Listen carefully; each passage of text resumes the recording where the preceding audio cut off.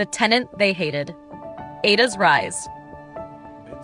Once upon a time, there lived a girl named Ada. She was a simple girl from a humble background, living in the bustling city of Lagos. From a young age, Ada had dreamed of something more than the ordinary life she had.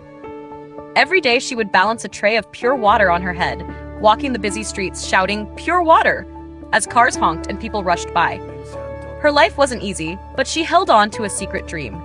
She wanted to be a fashion designer. She knew deep in her heart that she was meant for something greater.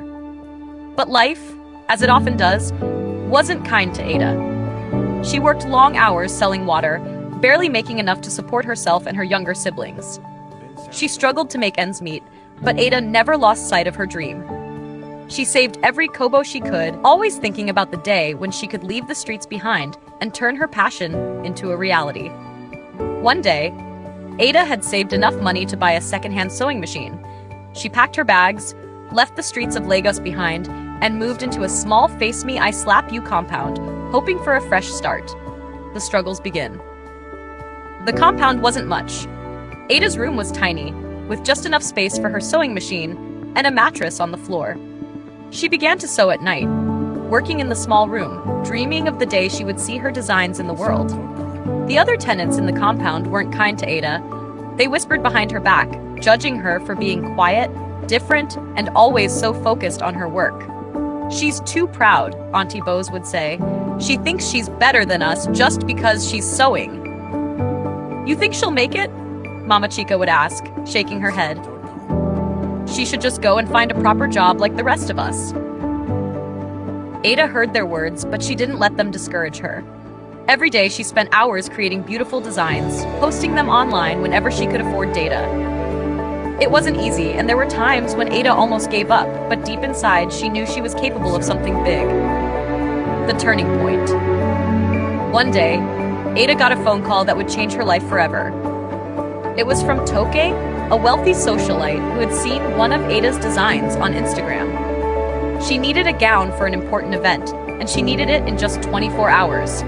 Ada's heart raced with excitement and fear. She had never worked on such a tight deadline before, but she knew this could be her big break.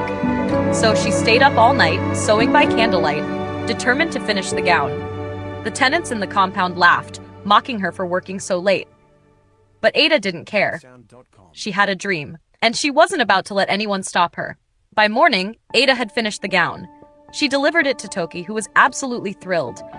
The dress looked stunning, and Toki wore it to the event that very evening. Pictures of Toki wearing Ada's design went viral on social media. Ada's phone started ringing off the hook with orders from clients far and wide. The rise of a freelancer. Ada didn't stop there. She realized that she could turn her talent into a business. She began freelancing as a fashion designer, offering her services to clients all over the world. No longer just a girl from the streets, Ada's name was now being recognized in the fashion industry.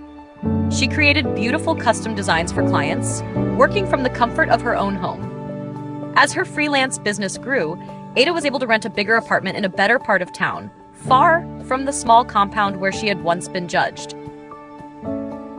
She wasn't just a fashion designer anymore. She was a successful businesswoman, working on her own terms. The tenants who had once laughed at her were now amazed by her success. The return. Months later, Ada returned to the Face Me, I Slap You compound, not to stay, but to visit. She had grown into a successful freelancer, and her name was now known in the fashion world. She brought gifts for the children in the compound and gave food to the tenants. When Ada stepped out of the car, the tenants gasped in disbelief. They couldn't believe their eyes. "Hey, is that Ada?" Auntie Bose whispered. "The girl who used to sell pure water?" "Yes, it's me," Ada said, smiling warmly. "I just came to say thank you."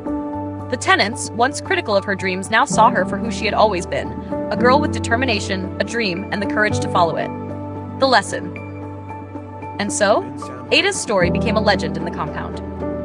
The tenants who once mocked her now spoke of her with admiration. She had shown them that no matter where you start, you could rise above your circumstances if you believed in yourself and worked hard enough. From a pure water hawker to a successful freelancer, Ada's journey was a reminder that dreams don't have to remain just dreams. They can become reality if you are willing to fight for them. Dan. Hi, I'm Ada. People doubted me, but I didn't give up. Today, I'm here to show you that hard work, faith, and determination can make a big difference. If you're facing challenges, keep going. Your success is coming soon. If you love my life story, please like, share, and comment. Also remember, success is closer than you think. Bye. bensound.com